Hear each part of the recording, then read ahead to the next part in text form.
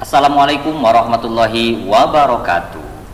Alhamdulillah, pada hari ini kita masih bisa bertemu lagi pada pelajaran Pendidikan Agama Islam dan Budi Pekerti kelas 4 pelajaran 9 dengan materi Mari Melaksanakan Sholat, submateri Makna Sholat. Anak-anak sekalian, sebelum kita memulai pembelajaran kita, mari kita awali pembelajaran ini dengan membaca bismillah bersama-sama. Bismillahirrahmanirrahim.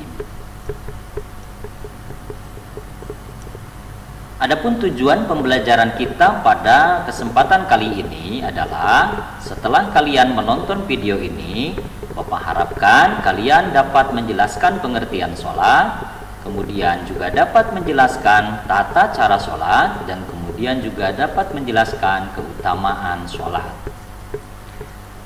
Anak-anak sekalian, tahukah kalian bahwa sholat itu dapat mencegah dari perbuatan keji dan mungkar? Apakah kamu sudah merasakan hikmah sholat tersebut? Pada bab ini, kalian akan mempelajari keutamaan sholat, makna dari bacaan sholat, dan perilaku-perilaku yang mencerminkan dari pemahaman dan pelaksanaan ibadah sholat. Semoga Allah memberikan kemudahan dan kemurahannya sehingga kita bisa mengambil hikmah sholat tersebut. Anak-anak sekalian, mengapa ya kita semua harus sholat? Adakah yang tahu jawabannya? Mari kita simak penjelasan berikut ini. Tahukah kamu bahwa sholat memiliki beberapa keutamaan? Beberapa keutamaan tersebut adalah sebagai berikut. Sholat termasuk rukun Islam yang kedua setelah syahadatain. Sebagaimana kita ketahui bahwa rukun Islam itu ada 5. Yang pertama syahadatain, yang kedua sholat, yang ketiga zakat, yang keempat puasa, yang kelima beribadah haji jika mampu ke tanah suci.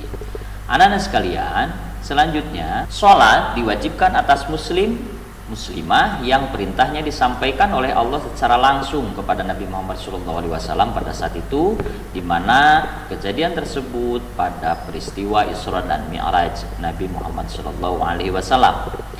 Sholat merupakan amal perbuatan yang pertama kali akan ditanya pada hari kiamat, sebagaimana hadis Rasulullah SAW, awalu ma yuhassabu fi yaumil qiyamah as-sholat. Maka yang pertama kali akan amal yang ditanya pada saat nanti kita bangkit dari kubur di hari kiamat adalah sholat. Maka jangan pernah kita tinggalkan sholat. Sholat juga termasuk amal yang paling disukai oleh Allah Subhanahu wa Ta'ala. Selanjutnya, sholat dapat mencegah dari perbuatan keji dan munkar. Sebagaimana Allah menjelaskan dalam surah Al-Ankabut ayat 45. A'udzu billahi minasyaitonir rajim. Bismillahirrahmanirrahim. Wa aqimis sholata innas sholata tanha 'anil fahsya'i wal munkar. Dan dirikanlah sholat, sesungguhnya sholat itu mencegah pada perbuatan keji dan munkar. Selanjutnya anak-anak sekalian, hikmah sholat berikutnya adalah orang yang khusyuk dalam sholatnya akan mewarisi surga Firdaus. Kemudian sholat adalah sarana untuk mendapatkan pertolongan Allah sebagaimana disampaikan dalam firman-Nya, A'udzu billahi minasyaitonir rajim. Bismillahirrahmanirrahim. Ya ayyuhalladzina amanu ista'inu bis-sabri was-shalah. Innallaha ma'as-sabirin. Wahai orang-orang yang beriman, mohonlah pertolongan kepada Allah dengan sabar dan sholat. Sesungguh Allah beserta orang-orang yang sabar. Ini ada dalam surah Al-Baqarah ayat 153. Anak-anak sekalian, perlu kita ketahui bahwa dalam ayat ini Allah memberitahukan kepada kita bahwa melalui sholat dan sabar tentu ini akan menjadi penolong bagi kita sekalian. Dan tentu saja sholatnya juga harus dilaksanakan dengan khusyuk. Demikian juga sabar pun harus dilaksanakan dengan ikhlas karena Allah Subhanahu wa Ta'ala. Nah, anak-anak sekalian, tidak jarang pada kehidupan kita sehari-hari ini bahwa kadang-kadang kita ingin pertolongan Allah itu datang, tapi kita tidak melaksanakan sholat dan tidak juga bersabar. Maka bagaimana pertolongan itu akan datang ya? Maka dari itu pahamilah ayat ini bahwa sesungguhnya dengan sholat dan sabar kita akan mendapatkan pertolongan dari Allah Subhanahu wa Ta'ala. Dan perlu kita ingat juga bahwa ada dalam surah Al-Fatihah yang ayatnya iyyaka na'budu wa iyyaka nasta'in. Hanya kepada Engkaulah kami menyembah dan hanya kepada Engkaulah kami memohon pertolongan. Perhatikan ayatnya baik-baik. Iyyaka na'budu wa iyyaka nasta'in. Na'budu dulu baru nasta'in. Ibadah dulu baru kemudian nasta'in, pertolongan Allah datang, gitu ya. Baru kita meminta pertolongan kepada Allah setelah kita beribadah, gitu ya. Jadi kadang-kadang dalam kehidupan kita sehari-hari kita ingin nasta'in dulu sebelum na'budu, begitu ya. Jadi terbalik. Padahal dalam ayat Quran dijelaskan bahwa iyyaka na'budu wa iyyaka nasta'in. Jadi beribadah dulu kemudian baru memohon pertolongan. Baik anak sekalian, selanjutnya mari kita perhatikan slide berikutnya. Ini adalah kaitan dengan pengertian sholat. Apa itu sholat? Sholat menurut bahasa adalah ad-du'a atau doa. Doa itu kan permintaan. Jadi dalam sholat itu banyak sekali doa dan banyak sekali permintaan. Pada pertemuan berikutnya nanti akan dipelajari dan kita akan memahami kenapa sholat itu dikatakan sebagai ad-du'a. Anak-anak sekalian, adapun sholat secara istilah diartikan sebagai sholat adalah ibadah yang diawali dengan takbiratul ihram dan diakhiri dengan salam. Jadi ibadah yang diawali dengan takbiratul ihram dan kemudian diakhiri dengan salam, itulah disebut dengan sholat. Kemudian syarat dan rukun sholat. Nah, mari kita cermati. Syarat dalam bab sholat adalah hal yang menjadi penentu keabsahan sholat, namun bukan bagian dari sholat. Jadi segala sesuatu yang disebut dengan syarat itu penentu keabsahan, tapi bukan bagian dari, gitu ya, bukan bagian dari sholat. Kemudian ada yang disebut dengan rukun sholat. Apa itu rukun sholat? Hal yang menjadi penentu keabsahan yang merupakan bagian dari sholat. Kalau rukun bagian dari sholat, kalau syarat sholat bukan bagian dari sholat itu sendiri. Tapi tanpa syarat ini maka sholatnya pun tidak sah, gitu ya. Jadi maksud bukan bagian dari sholat itu adalah bukan dikerjakan pada saat sedang sholatnya. Kemudian syarat itu tadi ada dibagi menjadi dua. Ada syarat wajib, ada syarat sah. Nanti kita akan bahas syarat sahnya. Yang pertama syarat wajib sholat. Yang pertama Islam, baligh, berakal. Jadi maksud dari syarat wajib ini adalah syarat yang mewajibkan seseorang untuk sholat itu kalau dia beragama Islam, baligh itu cukup umur, berakal, gitu ya. Jadi kalau yang bukan Islam dia tidak wajib untuk sholat, gitu ya. Kemudian baligh itu cukup umur itu artinya sudah dewasa, dia wajib sholat. Oh, kalau misalnya orang dewasa yang wajib sholat, berarti saya sebagai anak kecil ini, anak-anak ini belum wajib sholat. Bukan begitu pengertiannya. Akan tetapi persiapan kita sebagai seorang yang menuju pada dewasa, maka kita selalu harus berlatih untuk sholat, agar pada saat nanti kita sudah balik, maka kita tidak lagi perlu belajar sholat, hanyalah tinggal melaksanakan sholatnya. Jangan sampai pada saat kita akan menggunakan sholat, melaksanakan sholat, kita tidak bisa sholatnya. Makanya segala sesuatu yang dipelajari itu harus sejak dari awal, namanya persiapan, begitu ya. Semakin persiapannya matang, maka semakin baik, begitu.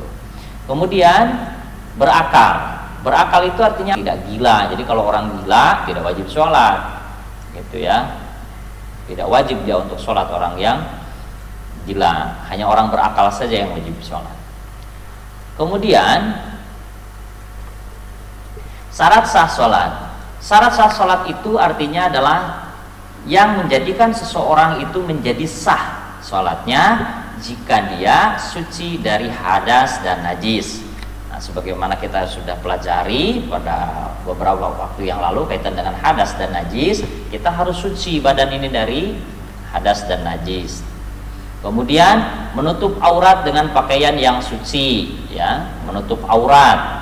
Aurat itu bagi laki-laki berbeda dengan perempuan. Kalau laki-laki di atas pusar sedikit, kemudian di bawah sampai dengan lutut, ya, lebihkan sedikit. Tapi bukan berarti seorang laki-laki harus sholat menggunakan pakaian dengan seadanya seperti itu saja, tidak. Karena dalam sholat ada adab dan tata krama sholat. Jadi gunakanlah pakaian yang layak untuk digunakan untuk sholat. Begitu juga pakaiannya harus suci. Kalau perempuan, auratnya adalah seluruh anggota badan kecuali bagian muka dan telapak tangan saja. Makanya perempuan kalau sholat tertutup segalanya, kan begitu, kecuali muka dan telapak tangan, karena semua badan perempuan adalah aurat, harus ditutupi. Tentu saja pakaiannya harus suci, tidak perlu bagus, tidak perlu baru, yang penting suci, gitu ya. Kemudian tahu pasti akan masuknya waktu sholat, dan tentu saja sholat juga akan sah kalau menghadap kiblat. Anak-anak sekalian, selanjutnya rukun sholat. Rukun sholat dibagi menjadi dua, yakni rukun fi'li dan rukun qauli. Rukun fi'li artinya rukun sholat yang berbentuk pekerjaan. Kemudian rukun qauli artinya rukun sholat yang berbentuk ucapan. Nah, anak-anak sekalian, di sini ada warna hijau dan warna merah. Nah, ini menunjukkan mana yang kemudian rukun fi'li, mana yang kemudian rukun qauli. Rukun sholat terdiri dari 13 rukun. Yang pertama, berdiri bagi yang mampu. Bagaimana kalau dia tidak mampu berdiri, Pak? Maka dia lakukanlah sholat sambil duduk. Pak, duduk saja dia tidak mampu, maka sholatlah sambil berbaring. Nah, tidak boleh sambil tidur, ya. Kalau sambil tidur artinya mimpi. Nah, jadi tidak boleh sholat sambil tidur. Nah, yang harus itu sholat sambil berbaring. Pak, dia berbaring tidak mampu bergerak, sholat tetap wajib, gitu ya, dengan menggunakan isyarat, ya, kedipan mata. Pak, dia sudah tidak bisa mengedipkan mata, ya tentu saja kalau sudah tidak mampu mengedipkan mata, ya tinggal innalillahi wa inna ilaihi rajiun, tinggal disolatkan. Inilah yang menunjukkan bahwa sholat itu tidak dapat diwakilkan. Artinya sholat itu wajib bagi yang mampu untuk sholat. Selama dia mampu dan ingat, artinya dia tidak hilang ingatan, maka wajib dia sholat, gitu ya. Karena kalau sudah tidak mampu berdiri, maka dia silahkan sambil duduk. Jadi banyak alternatif.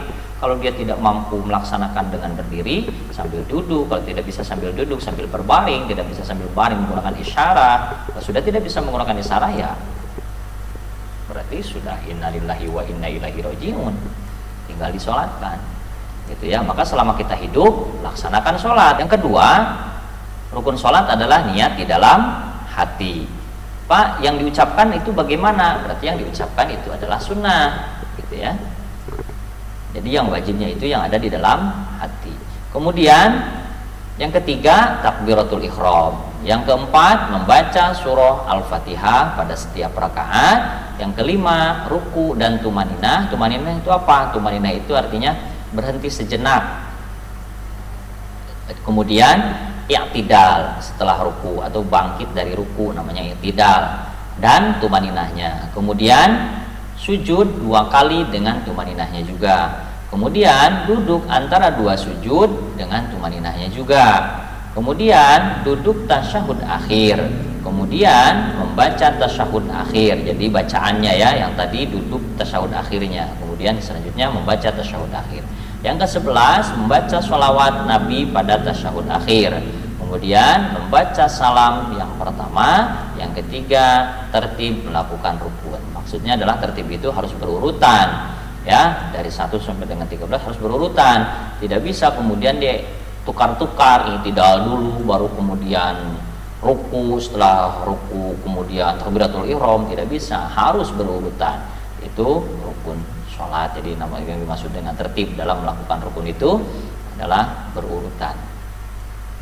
Anak-anak sekalian, adapun sholat wajib atau sholat fardu 5 waktu, yakni subuh, zuhur, asar, maghrib, dan isya. Subuh 2 rakaat, zuhur 4 rakaat, asar 4 rakaat, maghrib 3 rakaat, isya 4 rakaat. Jika kita jumlahkan sehari semalam, maka kita sholat itu adalah 17 rakaat, gitu ya. Apa itu wajib atau fardu? Artinya jika dilaksanakan mendapatkan pahala, jika ditinggalkan mendapatkan dosa. Nah, sekali lagi bahwa sholat yang 5 waktu ini, paling tidak yang 5 waktu ini yang harus kita lakukan setiap harinya, ini tidak bisa kita wakilkan. Tidak bisa, harus setiap orang melaksanakan sholat, gitu ya. Coba kalau misalnya sholat diwakilkan, bagaimana bilangnya? Sholat tidak bisa diwakilkan. Kalau jajan bisa diwakilkan, contoh, atau dititipkan lah ya. Kawan, hari ini saya tidak mau pergi ke warung, tolong dong jajanin saya. Atau misalnya kamu membawa bawaan barang yang banyak, lalu kemudian minta tolong ke teman kamu, tolong bawain barang-barang saya. Sekarang coba kalau sholat, kawan, hari ini saya tidak bisa pergi untuk sholat, jadi tolong sholatin, ya kan? Jadi tidak bisa. Kalau orang yang sudah disolatin berarti sudah wassalamualaikum, sudah innalillahi wa inna ilaihi rajiun, ya, sudah meninggal. Jadi orang yang tidak sholat hanya orang yang meninggal, begitu. Maka dari itu, karena kita masih hidup, maka sholatlah, gitu ya, sebelum kita disolatkan. Nah, anak-anak sekalian, berdasarkan uraian yang tadi kita jelaskan, bahwa dapat kita simpulkan sholat adalah ibadah yang pelaksanaannya dimulai dengan takbiratul ihram dan diakhiri dengan salam. Kemudian sholat hukumnya wajib bagi setiap muslim dan muslimah dan tidak dapat diwakilkan. Kemudian diantara keutamaan sholat adalah mencegah perbuatan keji dan mungkar, menghapus dosa, ibadah yang pertama kali ditanya di hari kiamat, dan lain-lain. Tadi sudah kita jelaskan. Kemudian yang terakhir, sholat wajib terdiri dari 5 waktu, yakni subuh, zuhur, asar, maghrib, dan isya. Nah, adapun tugas pada kesempatan kali ini adalah, silakan nanti kalian tuliskan jawabannya pada buku catatan kalian. Kenapa kita harus melaksanakan sholat? Tadi banyak sekali alasan ya, keutamaan sholat. Silakan kalian tuliskan. Kemudian tuliskan nama dan jumlah rakaat salat wajib. Nah, tadi kita sudah bahas ya. Apa perbedaan syarat dan rukun sholat? Ya, tadi sudah juga dijelaskan. Jadi silakan ini tuliskan pada buku catatan kalian. Anak-anak sekalian, itu saja pembelajaran kita pada kesempatan kali ini. Semoga bermanfaat dan jangan lupa tetap jaga kesehatan dan semangat untuk belajar. Demikian kita akhiri dengan membaca hamdalah bersama-sama. Alhamdulillahirabbil alamin. Wassalamualaikum warahmatullahi wabarakatuh.